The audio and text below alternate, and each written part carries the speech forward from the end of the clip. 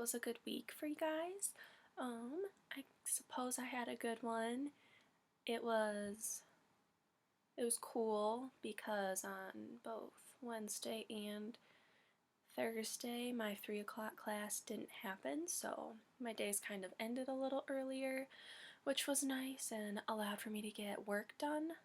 Um, Something fun from the week.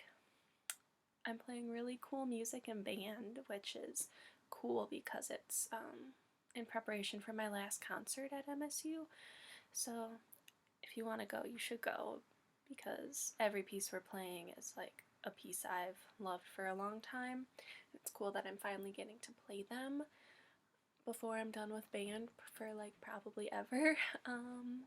And yeah, so let's get right into talking about class.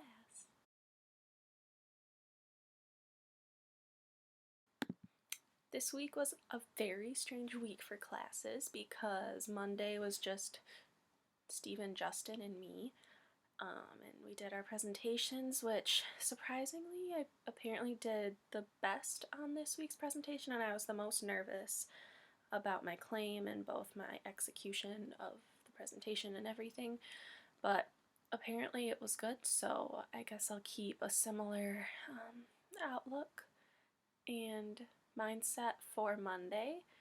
And then Wednesday, we didn't really have class, but like I said in my vlog, that was in lieu of class on Wednesday. I wish we had the time to discuss those questions because they were good ones.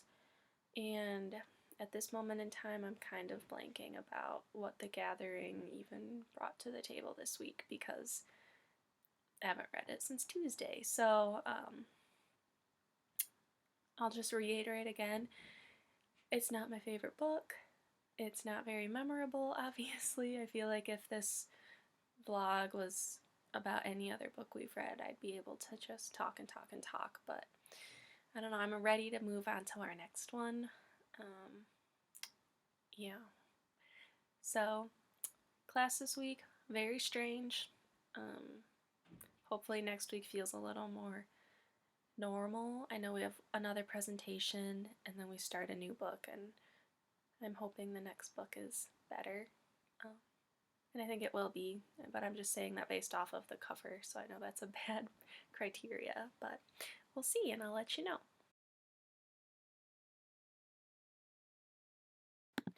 And for research progress, I finished, where did it go? I finished the As I Lay Dying by Faulkner. I didn't really like it. I've been told only bad things about it. So that's something, but I thought the ending was the best part, and it wasn't till the end that it became clear, but I mentioned on Monday that part of my presentation is going to focus on like the psychology going on in modernist novels, and I didn't see that in this, but then at the end I did. It was like a very sudden shift in my mind, unless I missed it earlier, but one of the characters ended up like burning a barn down and like going completely insane, and then they had to institutionalize him like all in the span of, this didn't take place over that much time, so all in the span of not too much time that happened. And there's a really strange but cool chapter after that character's been institutionalized, or he's on his way there, and he's switching between third and first person and like laughing hysterically and repeating one word over and over, and it's like, it's very creepy in a way. So that was one of the coolest parts of the book.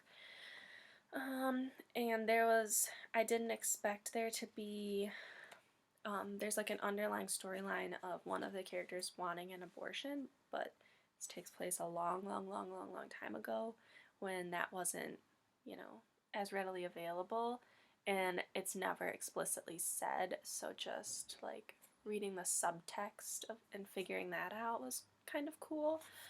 And then there's just like a comical ending, but like really darkly comical, of the husband of the wife who this whole book is about them like going to bury his wife. He shows up with a new wife at the very end, so it's like, it's weird. But yeah, I have a sticky note here. I had to take notes because there were so many different narrators, and there were 15 over the course of 59 chapters. So it's insane, just keeping track of everyone, because everyone has such a distinct voice, which I guess is actually helpful, but it also makes for a confusing read, because sometimes you'll get a chapter, only one chapter, like this one, Mosley, it's his only chapter, and we don't know who he is before it starts, so it's kind of a game, like reading it and trying to figure out who a character is, and having to do that through his narration. So, I mean, a very unique book. I'm glad I read it, so now when people talk about Faulkner, I have something to, call up in my mind and remember. But I don't know if I'll ever read anything else by him, so at least this told me that. But, yep, I think I'll have a lot to work with from that for my project.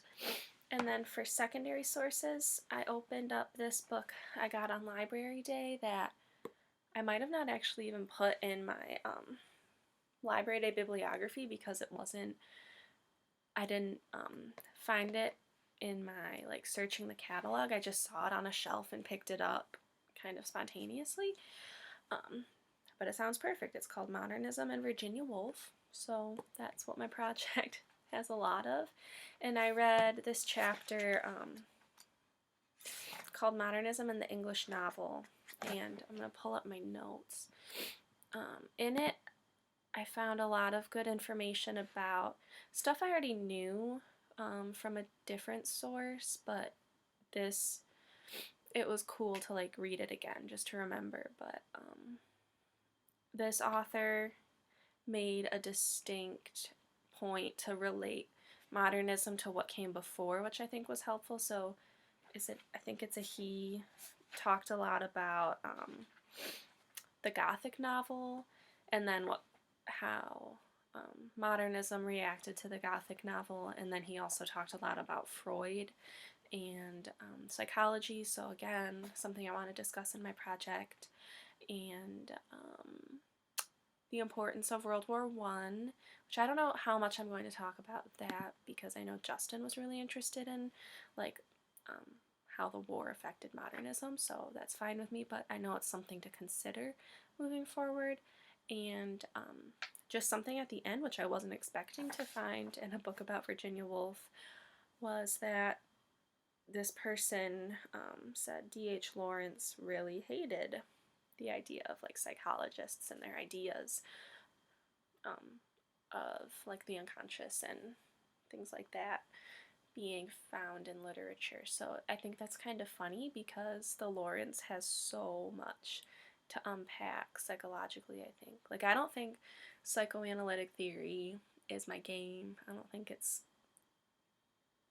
my favorite way to read anything, or it's just not something I'm very into, let's say. But I feel like in Sons and Lovers, you can't ignore it. It's just there. So I would like to look into why he was so against these ideas of Freud, when his novel from 1913, I think it is so strongly about a mother's love, or a son's desire for his mother, because that's textbook Freud. So I have to get going. I'm going to my friend's senior recital, which I just read this chapter and got all these questions, so it kind of stinks that that's how timing is working this week. But I'm going to write it down and try to find an answer to that, the whole Lawrence and rejection of psychology thing, because I think that could lead to some cool places. So I hope everyone has a really good weekend, and I'll see you on Monday.